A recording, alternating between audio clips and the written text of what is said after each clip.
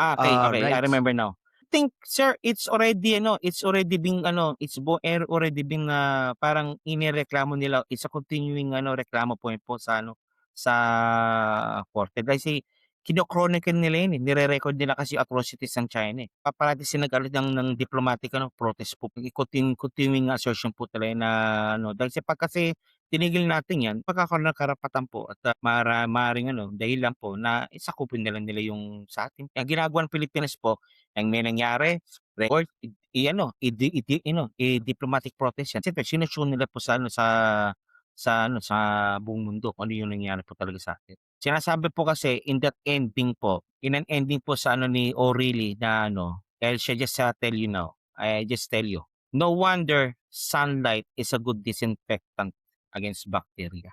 Even though so the Bible says po that ano, the evil people hate the light because pag kasi what happened if the light was there, nag-usapan ni Reton, 'di ba? They've been exposed of their wrongdoing.